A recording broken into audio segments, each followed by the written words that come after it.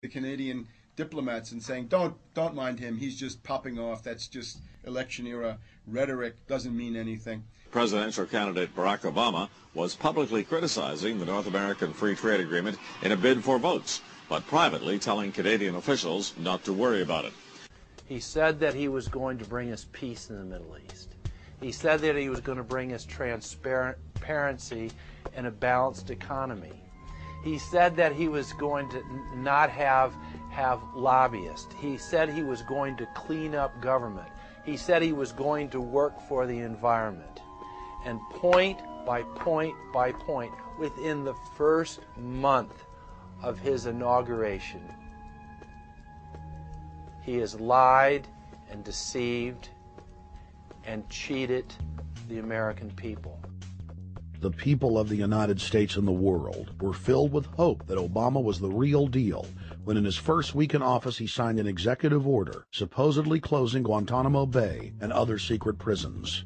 Then the press actually had a chance to read the executive order and were shocked to find that the executive order only said that Obama was thinking about closing Guantanamo in a year.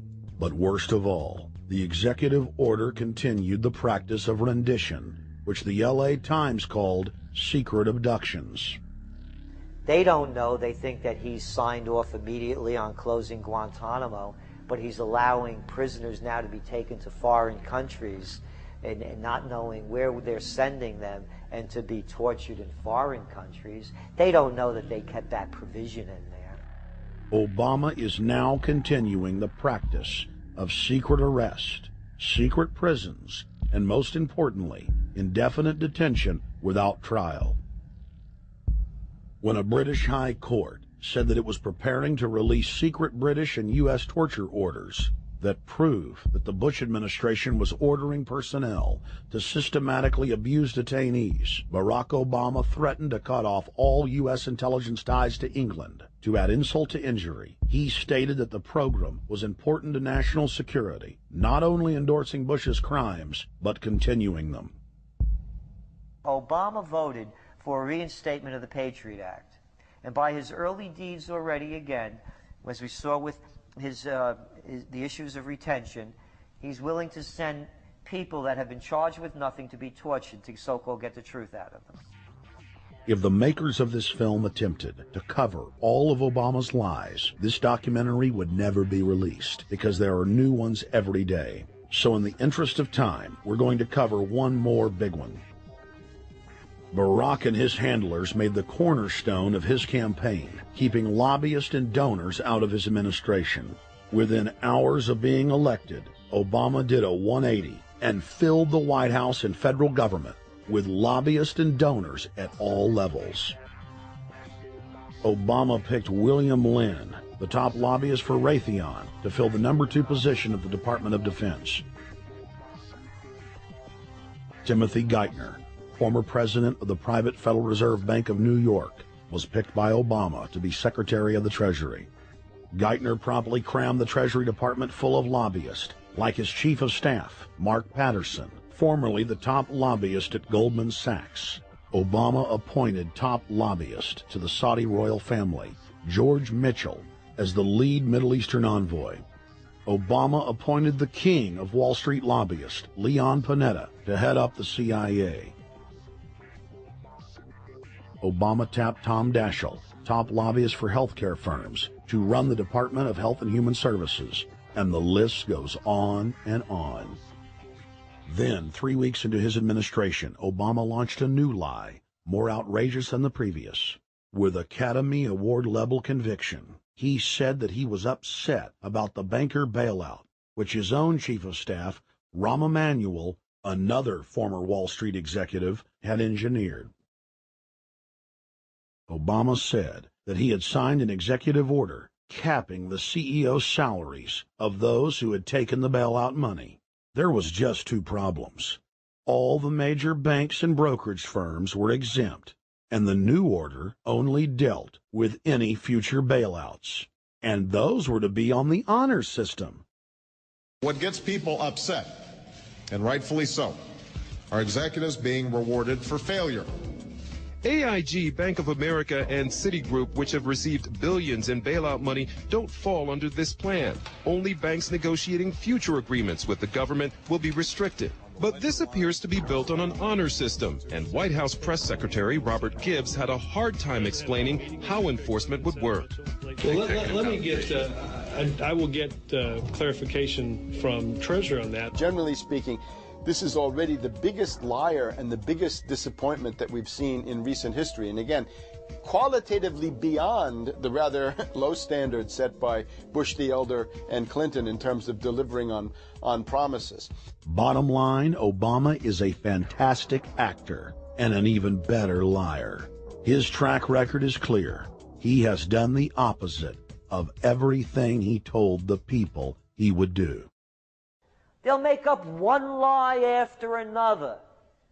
And if you believe these people, knock yourself out. I don't believe a word they say.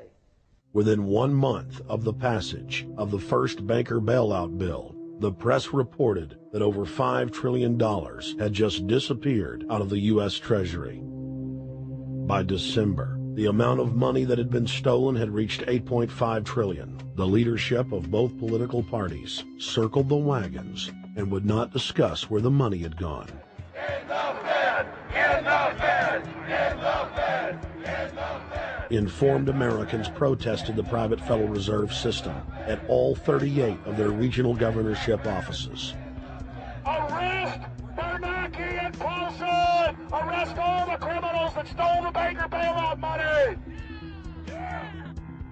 It was refreshing to see people standing up against the real power structure, not being distracted by the elite's front men like George W. Bush and Barack Obama. We traveled to Dallas, Texas to cover We the People taking on the real enemy. Hey, I want to talk to the workers up there on the parapet. The ones smoking cigarettes and just jump back. You're with the American people, we know that. But understand, ask the workers inside. You're not in a federal government building. You're in a private Federal Reserve that uses that name as a fraud. That'd be like if my first name was Federal Reserve Jones. I'm still not the federal government.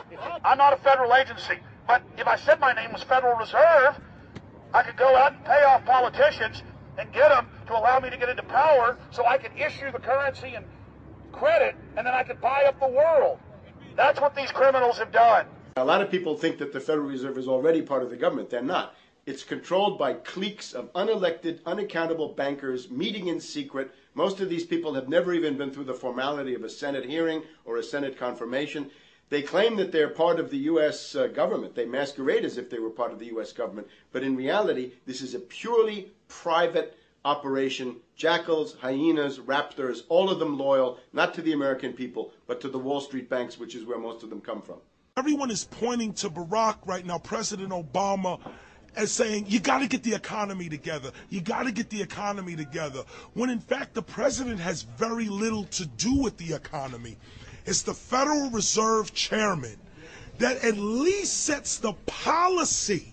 That's a privately owned company, the Federal Reserve Bank. They set the agenda. These guys are masquerading as a federal institution. They are a private banking consortium, and this is their front, their holding company. The Federal Reserve is not federal. It's a front for a private banking cartel. That's on record congressional testimony, and they're the ones orchestrating the economic collapse we're seeing right now, so that's why we're here. While at the In the Fed rally outside the Federal Reserve Bank in Dallas, Texas, we spoke with Ron Paul's brother, Wayne Paul. 1913, the Federal Reserve Act was passed, floor of the House, where 3 members of Congress were on the floor. At that time, they only needed a majority of votes to pass it. So in 1913, the Federal Reserve Act was passed. 20 years later, 1933, under Roosevelt, the United States was declared bankrupt.